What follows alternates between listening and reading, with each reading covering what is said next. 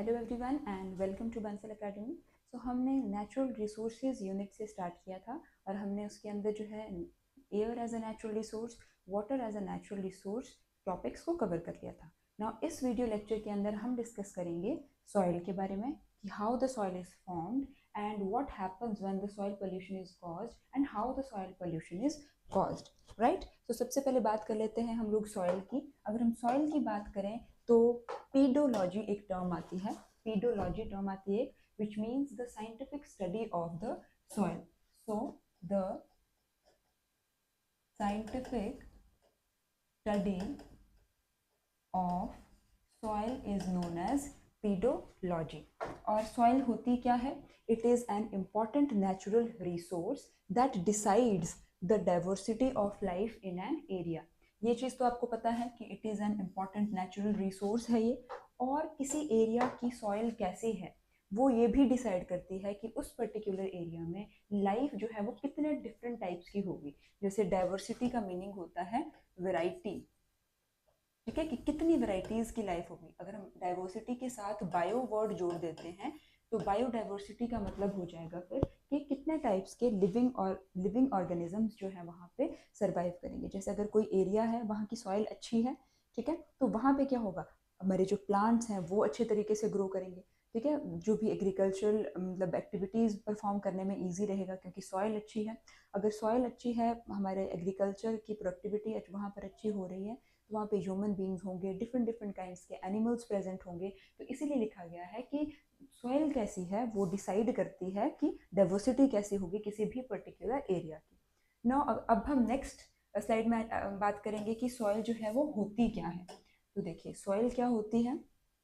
It is the top layer of the land surface. एक तो ये टॉप मोस्ट लेयर है लैंड सरफेस की, राइट, जो कि किस चीज से बनी होती है, which is compose of the disintegrated rock particles, right, humus, water, air and solid material matter that constitutes a significant part of the earth crust. Right, तो क्या होती है सॉइल?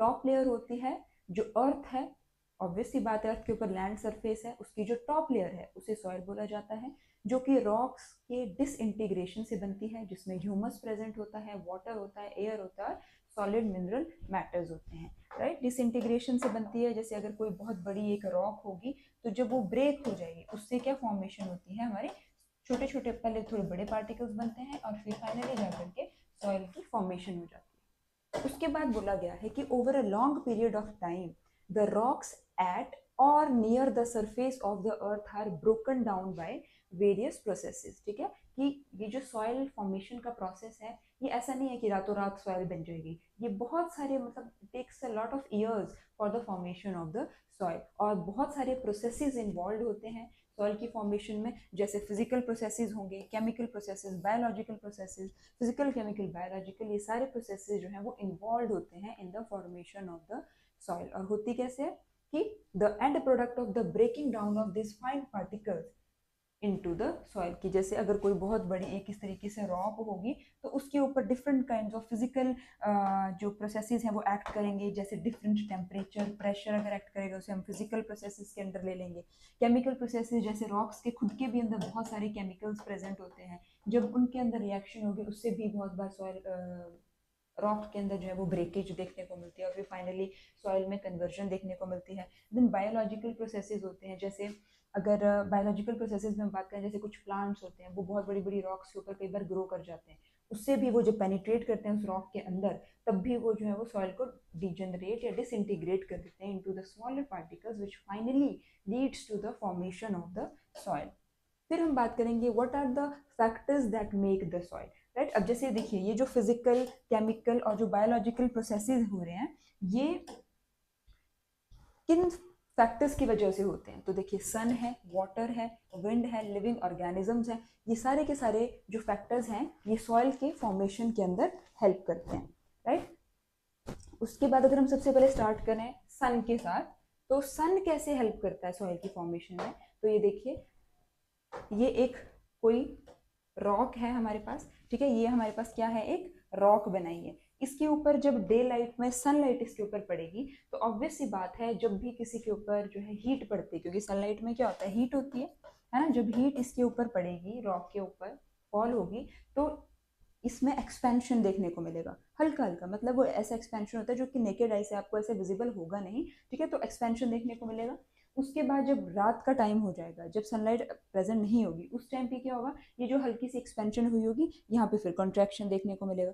तो सिमिलरली ऐसे ही जब बहुत सारे सालों तक सेम ही rock expand then contract, expand then contract करती रहती है, तो एक टाइम आता है जब वो ब्रेक हो जाती है इनटू द कॉन्स्टिट्यूंट पार्टिकल्स, मतलब ऐसे करके छोटे छोटे पार्टिकल्स में ब्रेक हो जाते हैं। फिर सिमिलरली इनके भी ऊपर सेम फिनोमिना चलेगा जो इस बड़ी रॉक के अंदर चलेगा, और फिर ऐसे होते होते होते होते जो है वो छोटे छोटे पार्टिकल्स फॉर्म हो जाते हैं after a very very long period of time. तो यहाँ लिखा भी गया है कि to and fro contraction and expansion leads to the cracks in the rocks which finally leads to the formation of soil. Then next factor आ जाता है हमारा वाटर। देखिए अगर ये रॉक थी, ठीक है, इसके ऊपर जब यहाँ से सनलाइट फॉल हुई, तो इसके अंदर सबसे पहले तो किस चीज़ की जनरेशन हुई, क्रैक्स की जनरेशन हुई।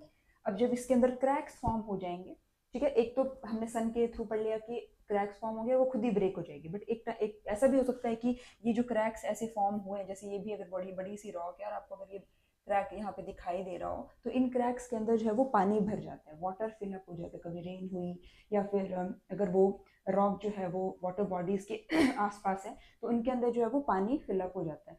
तो वाटर जब फिलअप हो जाता है तो फिर वो अंदर से फोर्स जनरेट करता है और फिर उसको रॉक को जो है वो ब्रेक कर देता है। या फिर अगर वाटर उसके अंदर डिपॉजिट हो गया और अगर विंटर्स का जैसे मान लीजिए सीजन आया, तो फिर वो उसके अंदर फ्रीज हो जाएगा, देन अगेन अंदर प्रेशर लगेगी, क्योंकि वाटर जब फ्रीज होता है तो उसका एरिया इंक्रीज हो जाता है ना।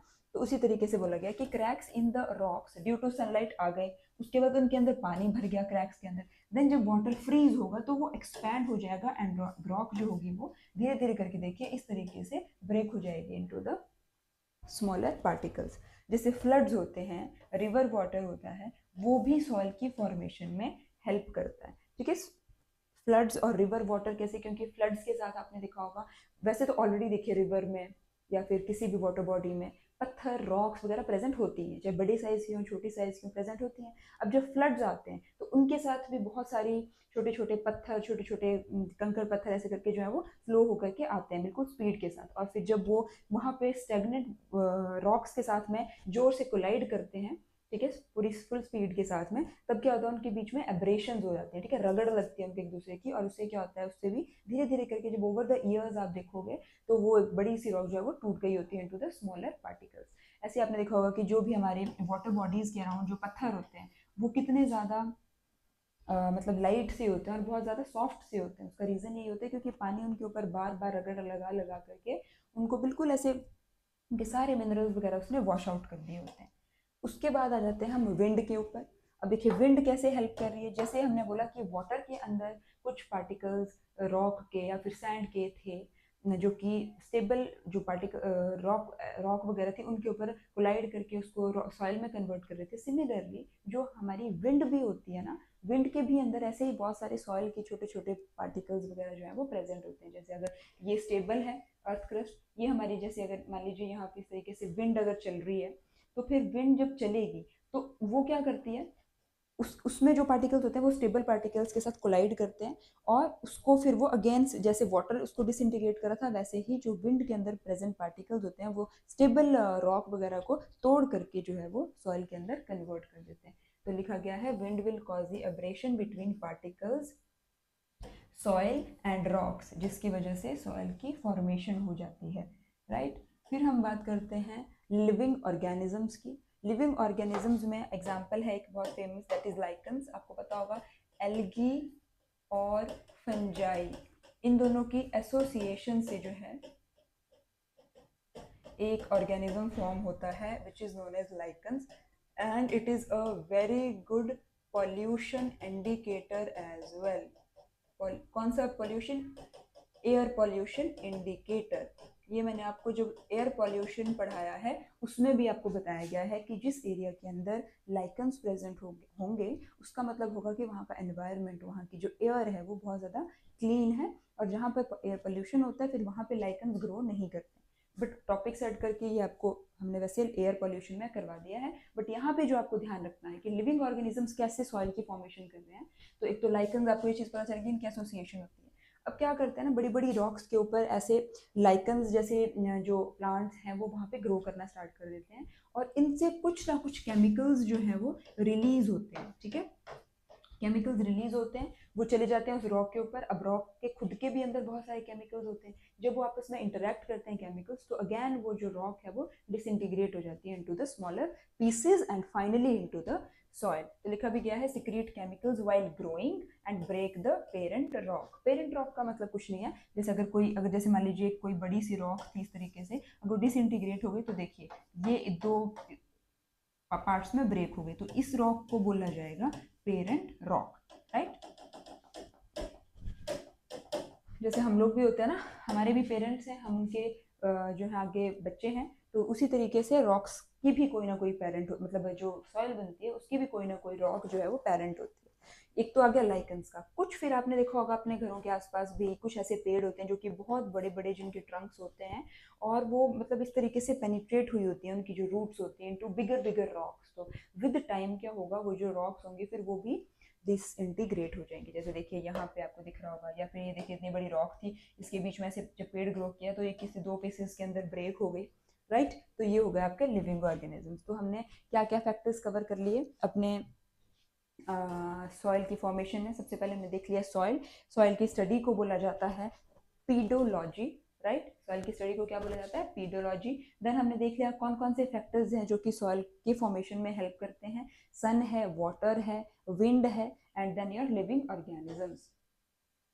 फिर हम बात करते हैं टाइप्स ऑफ सॉइल की। तो देखिए सॉइल की टाइप क्या होगी, ये डिसाइड किससे किया जाएगा कि उस सॉइल के जो पार्टिकल्स है ना उनका एवरेज साइज क्या है। जैसे डिफरेंट डिफरेंट टाइप्स की सॉइल्स होती है ना, क्लेई सॉइल होती है, देन लोमी सॉइल होती है, देन आपकी होती है स्लिट सॉइल होती है।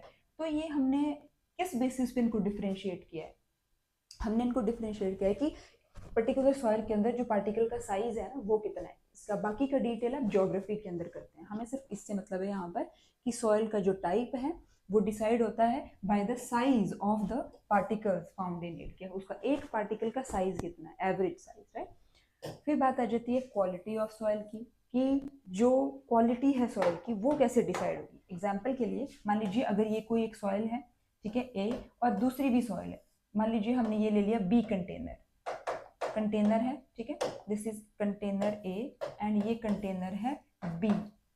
सॉइल इन दोनों के ही अंदर सेम सेम है, ठीक है, इसके भी अंदर हमने सेम सॉइल रखी है, मान लीजिए हमने एलुवियल सॉइल रख लिया, इसके भी अंदर हमने एलुवियल सॉइल रखी है। तो अब देखिए सॉइल का टाइप सेम है, ठीक है, बट हम ये डिसाइड कैसे करेंगे कि इन दोनों में से, दोनों बीकर्स में से ज्यादा बेटर क्वालिटी कौन सी सॉइल की है दोनों एलुवियल ही, ठीक है, this is also alluvial and this is also alluvial. So how will we decide कि which one of these two containers which are containing the soil is a better one? तो हम decide करेंगे इन दोनों में से जिस सॉइल के अंदर ह्यूमस का कंटेंट ज़्यादा होगा वो सॉइल जो है वो आपकी क्वालिटी वाइज अच्छी सॉइल होगी, राइट।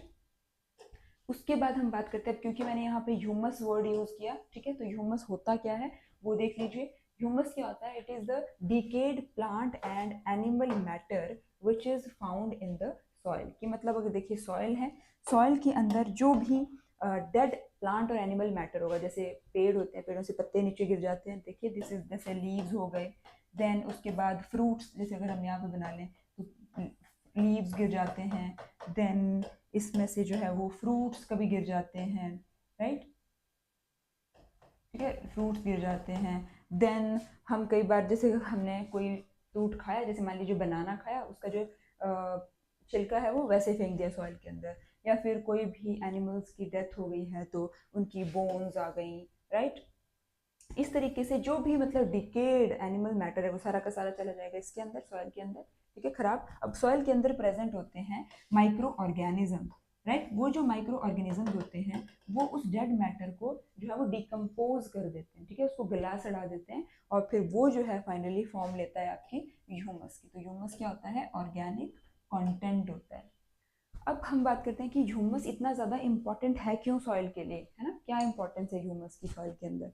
तो ह्यूमस जो होता है ये सॉइल को पोरस बनाता है, ठीक है, पोरस बनाता है। पोरस का मतलब समझते हो, जैसे अगर कोई अगर सॉइल है, मतलब जैसे इस तरीके से अगर यहाँ पे सॉइल है, तो पोरस का मतलब होगा कि ऊपर से अगर आप पानी इसके अंदर डालो या एयर इसके अंदर डालो तो आराम से नीचे जो है वो परकोलेट हो पाए, मतलब छोटे छोटे छेद छेद छेद छेद, उसको बोलते हैं पोरस, ठीक है। तो पोरस सॉइल, सॉइल आपको पता ही है, छोटी क्लासेस से आप पढ़ते आ रहे हो कि सॉइल अगर पोरस हो तो उसमें वाटर इजीली पेनिट्रेट कर जाती है, देन एयर इजीली पेनिट्रेट कर जाती है, जो कि सॉइल के अंदर प्रेजेंट माइक्रो ऑर्गेनिजम्स हैं वो ले पाते हैं वाटर एयर, ठीक है, जिससे कि उनकी और ज़्यादा प्रोजेनीज, मतलब और ज़्यादा उनकी जनरेशन्स जो है वो बढ़ती हैं, जिसकी वजह से वो और ज़्यादा डेड और डिकेइंग मैटर प्रोड्यूस करेंगे, तो उससे सॉइल की फर्टिलिटी और बढ़ेगी, तो और ज़्यादा प्लांट्स और जो भी ट्रीज हर्ब्स श्रब्स जो है वो ग्रो करेंगी, ठीक है। तो ये सारा इंपॉर्टेंस होता है ह्यूमस का। तो क्या लिखा गया है, it causes the soil to become porous,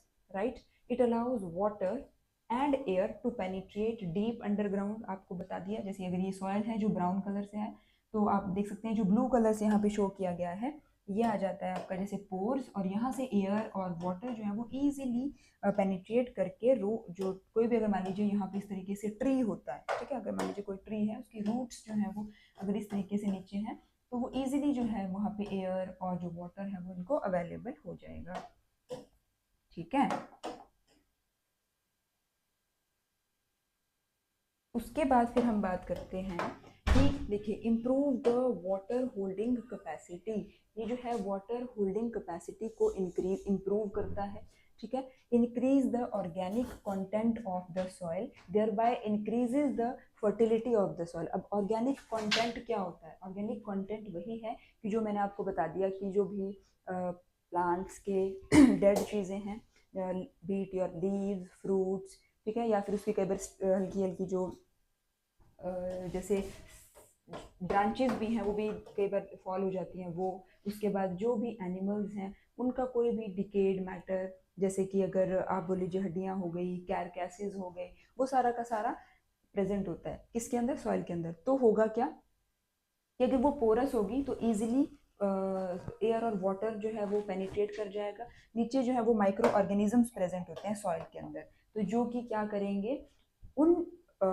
मतलब उन माइक्रो ऑर्गेनिजम्स को वाटर और एयर जो है वो इजीली अवेलेबल हो जाएगा, जिसकी वजह से वो और ज़्यादा ग्रोथ जो है वो शो करेंगे और ह्यूमस के कंटेंट को जो है वो कंटिन्यूसली इंक्रीज करते रहेंगे, जिसकी वजह से जो सॉइल की फर्टिलिटी है वो क्या होगी, इंक्रीज होती रहेगी, और पॉपुलेशन जो है हेल्दी माइक्रोब्स की वो इंक्रीज होती रहती है। हमने बता दिया क्यों, because of this porous water content. Then it improve the overall texture of the soil. जब ये सारी चीज़ें हो जाएंगी तो ऑब्वियसली नेचुरली जो सॉइल की टेक्सचर है वो इम्प्रूव हो जाएगा।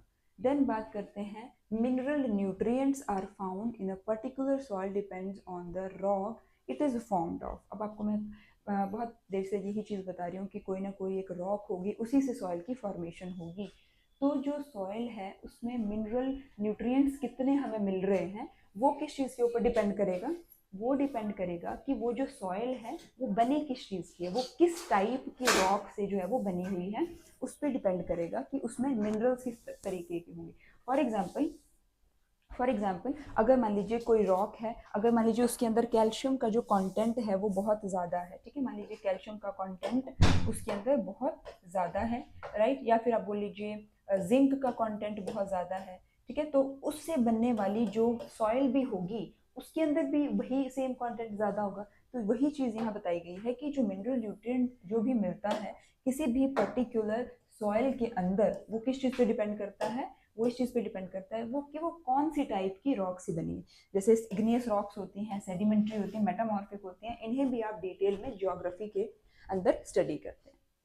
अब देख लो हमने सॉइल को देख लिया कैसे ये फॉर्म हो रही है, ठीक है, सॉइल जो है वो फॉर्म कैसे हो रही है, देन होती क्या है सॉइल। अब हम देखेंगे कि सॉइल को पॉल्यूट कैसे, मतलब क्यों पॉल्यूशन किया जा रहा है सॉइल का, कैसे सॉरी पॉल्यूट हो रही है सॉइल, सॉइल पॉल्यूशन होता क्या है। तो हम क्या बोलेंगे कि removal of useful components from the soil. अगर सॉइल से यूजफुल कंपोनेंट्स को हटा दिया जाए और एडिशन कर दी जाए बाकी के सब्सटेंसेस की, ठीक है, other substances which adversely affect the fertility of the soil and kill the diversity of organisms that live in it. That is known as soil pollution. तो मैंने आपको क्या बताया था कि किसी भी एरिया की सॉइल ही जो है ये डिसाइडिंग फैक्टर होती है कि वहाँ की जो डाइवर्सिटी है वो किस टाइप की होगी। तो अगर सॉइल ही बचेगी नहीं वहाँ पर, तो अच्छी मतलब हेल्दी सॉइल नहीं बचती है, उसकी फर्टिलिटी अगर कॉम्प्रोमाइज हो जाती है by the addition of some harmful substances and extraction of the and the removal of the useful components, तो ऑब्वियसली नेचुरली जो है जो डाइवर्सिटी है जो कि डिफरेंट डिफरेंट ऑर्गेनिजम्स की उस पर्टिकुलर सॉइल में है वो जो है वो किल होना स्टार्ट हो जाएगी। रिमूवल ऑफ यूजफुल कंपोनेंट्स को हम बोल सकते हैं, फॉर एग्जांपल अगर ह्यूमस जो है अगर जैसे वो रिमूव हो जाए, जैसे ह्यूमस हो गया अगर वो रिमूव होना शुरू हो जाए, ठीक है, और एडिशन हो जाए बाकी के हार्मफुल सब्सटेंसेस की। अब जैसे देख लो यहाँ पर ये कितनी ज़्यादा क्लीन एनवायरनमेंट है पूरी की पूरी, ऊपर वाली यहाँ तक है ना, कितनी क्लीन एनवायरनमेंट है, राइट। ऐसी होनी चाहिए हमारी जो आइडियल एनवायरनमेंट है, बट हमने हाल कर क्या रखा है अपनी पूरी की पूरी अर्थ का, ये देखो ये हालत बना रखी है हमने। चाहे आप वाटर ले लीजिए, एयर ले लीजिए, सॉइल ले लीजिए, जो मर्जी नेचुरल रिसोर्स ले लिए, हम ह्यूमन बींग्स ने कुछ नहीं छोड़ा, है ना, जो कि कितना ज़्यादा हार्मफुल है हमारी आने वाली जनरेशन के लिए, हमारे खुद के भी लिए। कितनी सारी डिजीजेज हैं जो कि एयर गंदी है इसलिए हो रही है, वाटर खराब है इसीलिए हो रही है, सॉइल है इतनी ज़्यादा पॉल्यूट कर दी है हम लोगों ने, इसी वजह से डिजीजेज हो रही हैं।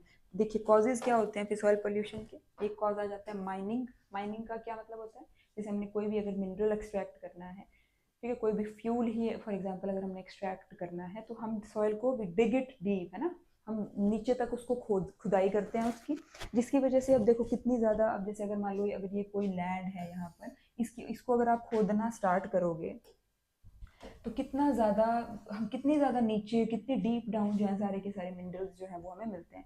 तो उस पूरी की पूरी एरिया का जो एनवायरनमेंट है वहाँ पे प्रेजेंट माइक्रो ऑर्गेनिजम्स, वहाँ पे प्रेजेंट ट्रीज, ठीक है, प्लांट्स, एनिमल्स, ठीक है, कितने सारे लोगों का या फिर आप बोल सकते हो और लिविंग थिंग्स का वहाँ पे हैबिटेट होगा जो कि डिस्टर्ब हो जाएगा, ठीक है, माइनिंग की वजह से। तो एक तो माइनिंग जो है एक कॉज हो जाता है आपका सॉइल पोल्यूशन का।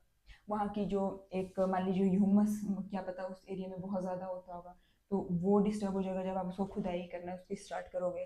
Then dumping of solid waste, solid waste से हमारा मेनली यहाँ पर मीनिंग है डोमेस्टिक वेस्ट, डोमेस्टिक वेस्ट, ठीक है। तो जैसे जो भी हम प्लास्टिक पॉली बैग्स वगैरह वैसे ही फेंक देते हैं, जिनको हम प्रॉपरली मैनेज्ड तरीके से जो है वो डिस्पोज ऑफ कर सकते थे, उनको आपने देखा होगा कितने सारी ऐसी जगहें होती हैं जहाँ पे वैसे ही कूड़ा पड़ा होता है, कूड़े के बड़े बड़े पहाड़ बन गए हैं। जैसे अगर आपने दिल्ली साइड अगर आप गए होंगे, ठीक है, तो वहाँ पे भी बस ISBT के आसपास वो कितना बड़ा कूड़े का पहाड़ बन गया है ना, तो वो कितना ज़्यादा खराब है।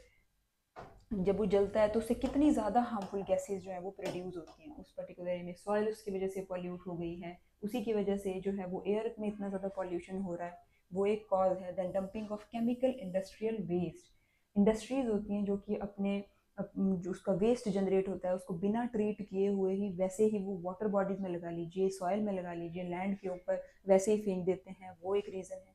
Then excessive use of chemicals in the agriculture.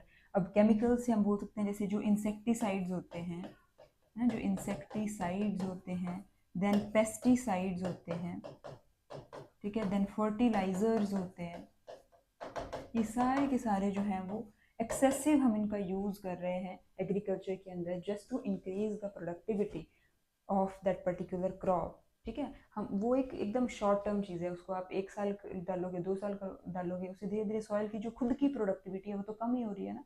हम ग्रीड के चक्कर में कि ज़्यादा हमें फसल मिल जाए, हम ज़्यादा उसको बेच करके ज़्यादा पैसे कमा पाए, बट इन लॉन्ग टर्म की अगर आप बात करोगे तो उससे आपकी जो सॉइल की प्रोडक्टिविटी है, फर्टिलिटी है, वो कितनी ज़्यादा कॉम्प्रोमाइज़ हो रही है। तो ये कुछ कॉजेज़ हैं सॉइल पॉल्यूशन के। अब ये जो ये जो केमिकल्स और पेस्टिसाइड्स फर्टिलाइजर्स की मैंने बात की ना, इसका इम्पैक्ट क्या होता है सॉइल के ऊपर, तो इसका बहुत ही ख़राब इम्पैक्ट है। एक तो ये सॉइल की फर्टिलिटी को कम करती है, ठीक है, दूसरा ये ग्राउंड वाटर को जो है पल्यूट करती है। अब ग्राउंड वाटर को पल्यूट करेगी कैसे, जैसे अगर मान लीजिए ये ग्राउंड वाटर है, सॉरी जैसे मान लीजिए अगर ये आपकी अर्थ है, ठीक है, अर्थ से अगर आप नीचे नीचे नीचे नीचे जाते जाते हो तो एक पॉइंट आता है जहाँ पे आपको पानी मिलना स्टार्ट हो जाता है, ठीक है। इसीलिए तो जब आप हैंडपम्प्स वेल्स वगैरह जब डिग करते हो तो आपको कितनी नीचे जा करके पानी मिलता है ना, तो मतलब फाइनली एक ऐसा पॉइंट आता है जहाँ पे आपको फिर वाटर मिलना स्टार्ट हो जाता है। बट ये तो क्या है, ये तो आपकी लैंड है ना, यहाँ पर आप ग्रो कर रहे हो, मान लीजिए आपने कोई ट्री लगा दिया या आपने कोई प्लांट जैसे करके उगा दिए, यहाँ पे आप डाल दोगे फर्टिलाइजर्स और पेस्टिसाइड्स।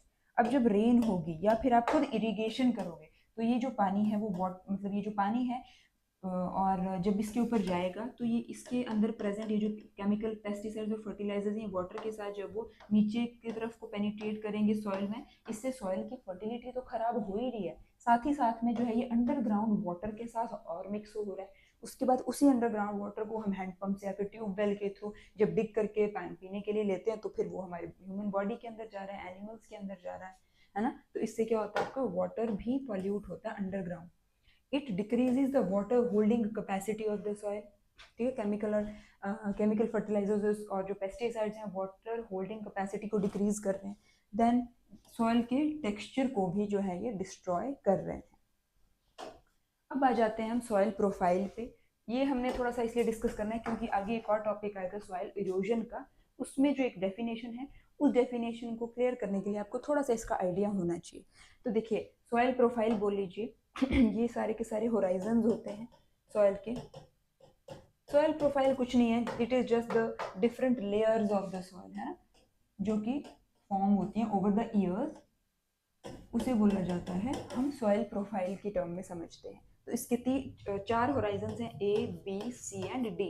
जो ए वाला है it includes the topsoil, then subsoil, then parent material and last one is the bedrock. तो जो टॉप सॉइल होती है ना, ये सारी की सारी वैसे जो है वो टॉप सॉइल ही है, ये सारी की सारी, ठीक है, ये सारी क्या है, टॉप सॉइल ही है। बस टॉप सॉइल में होता क्या है कि जो थोड़ा अपर सरफेस पे प्रेजेंट होता है ना, वहाँ पे प्लांट और एनिमल मैटर कलेक्ट होकर के जो है वो एक लिटर की फॉर्मेशन करते हैं। लिटर से हल्का सा मतलब एक जैसा यहाँ पे लिटर की लेयर है तो इसके बिल्कुल साथ साथ में ही जो है वो ह्यूमस प्रेजेंट होना शुरू हो जाएगा। ठीक है, ह्यूमस प्रेजेंट होता है जैसे ये दिखाया भी हुआ है। उसके बाद फिर यहाँ पर वेजिटेशन जो है वो सपोर्ट उसको सपोर्ट मिलती है, मतलब कि आप जो भी एग्रीकल्चर एक्टिविटीज़ करते हो वो टॉप सॉइल अच्छी होनी चाहिए उसके लिए, आपके वहाँ उसमें ह्यूमस कंटेंट अच्छा होना चाहिए, तो वो अच्छी पैदावार आपको देगा। ठीक है, इसका लूज टेक्सचर होता है, ठीक है, पोरस होती है, लूजली थोड़ा सा स्कैटर्ड सी होती है, हल्की हल्की। उसके बाद हम दूसरी पे आ जाते हैं, तो आ जाते हैं सॉइल पार्टिकल्स कॉम्पैक्टेड होते हैं सब सॉइल या बी होराइजन में। जैसे मैंने आपको बताया थोड़ी सी लूज टेक्सचर होता है टॉप सॉइल का। आप एक लेयर नीचे जाते हो, दैट इज अगर आप पहुंच जाते हो सॉरी सब सॉइल के पास, तो उसमें क्या होता है, जो सॉइल होती है वो थोड़ी सी कॉम्पैक्टेड मैनर में प्रेजेंट होती है, राइट। और उसके अंदर मिनरल्स होते हैं जैसे कि आयरन है, एल्यूमिनियम है। उसके अंदर ह्यूमस जो है वो लेस होता है। अब जैसे यहाँ पर ह्यूमस जो था वो अच्छी क्वांटिटी में होता है जो टॉप सॉइल होती है, जबकि सब सॉइल के अंदर ह्यूमस थोड़ा सा लेस हो जाता है। फिर आ जाते हैं पेरेंट मटेरियल पे। पेरेंट मटेरियल क्या होता है, इसके अंदर एक तो लीस्ट वेदर्ड रॉक्स होती हैं, या फिर आप बोल सकते हो बिल्कुल ही अनवेदर्ड, मतलब बिल्कुल rocks as it is present होती हैं। इसमें आपको सॉइल के पार्टिकल्स बहुत ही कम देखने मिलेंगे, ज़्यादातर आपको क्या मिलेगा देखने के लिए, थोड़ी रॉक्स वगैरह इस तरीके से मिलेंगी। ठीक है, छोटे छोटे लंप्स मिलेंगे रॉक्स के जिनके अंदर क्रैक्स होगा, बट ह्यूमस बिल्कुल एब्सेंट होता है in your parent material. Then आ जाती है बेड रॉक। बेड रॉक जो है वो बिल्कुल सॉलिड रॉक होती है और बिल्कुल सबसे नीचे वाली जो है वहाँ पे लेयर है सॉइल की वहाँ होती है, और रूट्स यहाँ पे पेनिट्रेट नहीं करती। वैसे रूट्स तो up to maximum max to max आपकी सब सॉइल तक की होती हैं, उसके नीचे तो रूट्स भी वैसे भी पेनिट्रेट नहीं करती हैं। तो आपको यहाँ पे मेन जो चीज़ याद रखनी है, एक तो ये होराइजन ध्यान रख लेने हैं थोड़े बहुत, और ह्यूमस कौन सी वाली लेयर में होता है वो आप ध्यान रख सकते हो। ठीक है, उसके बाद ह्यूमस का कंटेंट थोड़ा कम हो जाता है, देन फिर बिल्कुल ही खत्म हो जाता है। रूट्स जो है वो अप टू मैक्सिमम सब सॉइल तक पेनिट्रेट कर जाती हैं, और अगर बहुत ही बड़ा पेड़ है जिसकी बहुत ही लंबी लंबी टूट है तो हल्की सी वो अप टू पेरेंट मटेरियल तक भी आ जाती हैं। ठीक है, but in very rare cases, या फिर बेड रॉक में तो बिल्कुल भी होती नहीं है। तो अब आ जाते हैं हम सॉइल के इरोजन पे। देखिए सॉइल इरोजन क्या होता है, it is the process where the top layer of the soil is removed, right. It soil erosion process where the top layer of the soil are blown or washed away. ठीक है, blown मतलब कि या तो वो हवा से उड़ गई है या फिर वो वॉश अवे हो गई है फ्रॉम द वाटर, ठीक है, या फिर किसी भी ह्यूमन एक्टिविटी की वजह से, तो उसे बोला जाता है soil erosion. Now you should not have any doubt कि मैंने ये क्या लिखने की कोशिश की है कि ये टॉप लेयर क्या चीज़ है। अब आपको ये चीज़ पता होनी चाहिए कि what is this top layer which I am talking about, right. This is your top layer which contain humus which is very very, मतलब कि बहुत ज़्यादा फर्टाइल होती है। यहाँ पे जितने भी आपकी ग्रोथ है प्लांट्स की वो टेक प्लेस करती है। तो जब इसी का यही जो ब्लो अवे हो जाएगी तो ह्यूमस भी ऑब्वियसली उसके साथ ब्लो अवे हो जाएगा, तो उस सॉइल की फर्टिलिटी फिर क्या होगी, कम हो जाएगी ना। तो देखिए the top layer of the soil is very very light, ठीक है, बहुत ही लाइट होती है, इसलिए फिर ये इजीली कैरी अवे हो जाती है जब भी तेज हवाएं चलती हैं या फिर वाटर का तेज बहाव आता है, जैसे फ्लड्स वगैरह आते हैं, होता है ना, फ्लड आ गया तो सूखा पड़ गया, फ्लड्स आ गया तो वो बहुत ज्यादा बंजर हो गई जमीन, ये आपने सुना होगा है ना, कि बंजर कर दिया पूरी की पूरी जमीन को। तो बंजर मतलब क्या, अनफर्टाइल कर दिया। अब वहाँ की अगर ह्यूमस वाली लेयर ही अगर इरोड हो गई है तो फिर कैसे वहाँ पे प्लांट्स और बड़े बड़े जो भी वेजिटेशन है आपकी वो ग्रो करेगी। जैसे अगर आप यहाँ पे देखोगे, अगर देखो जैसे यहाँ पे मान लो फ्लड की वजह से इरोड हुई है सॉइल, है ना, तो यहाँ की जो भी टॉप लेयर थी वो तो निकल करके चलेगी पानी में। अब यहाँ पे देखिए कैसे प्लांट्स ग्रो करेंगे, ग्रो नहीं कर पाएंगे ना, क्योंकि इसका जो ह्यूमस वाला जो टॉप लेयर था वही जो है वो इरोड होकर के पानी में बह गया है। उसके बाद जैसे हवाएं चलती हैं, बहुत ही तेज तेज तूफान चलते हैं, तो उसमें भी क्या होता है, टॉप लेयर सॉइल की बिल्कुल फेड अवे या ब्लो अवे हो जाती है। तभी लिखा भी हुआ है, क्योंकि बहुत ही ज्यादा क्या है, लाइट है, इस वजह से इजीली कैरी अवे हो जाती है with heavy winds and the water flow और फ्लडिंग। अब हम देख लेते हैं कि इस सॉइल इरोजन से बचा कैसे जा सकता है। तो आपको पता है कि जो फॉरेस्टेशन है वो तो बहुत सारे पॉल्यूशन को वैसे ही कम कर देगा, जो हमारे पेड़ हैं अगर हम फॉरेस्ट बड़े बड़े लगाएं तो क्या लिखा गया है कि जो रूट्स होती हैं प्लांट्स की ना, they have an important role in preventing the soil erosion. ठीक है, अगर सॉइल ऐसे प्रेजेंट होगी, उसके ऊपर कोई प्लांट वगैरह प्रेजेंट नहीं होगा, तो वो रूट्स जो होती है ना प्लांट की, किसी भी ट्री की, वो सॉइल को होल्ड करके रखती हैं एक प्रॉपर प्लेस पे। बट अगर प्लांट्स नहीं होंगे सॉइल में, ट्रीज नहीं होंगे, वेजिटेशन नहीं होगी, तो वो इजीली क्या होगी, कैरी अवे हो जाएगी with any kind of wind और फ्लड। जैसे एक एक्सपेरिमेंट भी परफॉर्म किया गया है इसी को लेकर के, जैसे एक ये देखिए कंटेनर से लिया, या फिर आप बोल सकते हो कि एक ऐसी स्लाइडिंग सा एक कंटेनर लिया है, दोनों तरफ this is 1 and this is 2, यहाँ पे हमने मिट्टी बिछा दी, बहुत सिमिलरली यहाँ पर भी मिट्टी, बट हमने यहाँ पे क्या किया, प्लांट कर दिया छोटे छोटे, मतलब कि एक वेजिटेशन सी लगा दी यहाँ पे, जबकि हमने यहाँ पे किसी तरीके की कोई प्लांटेशन नहीं करी।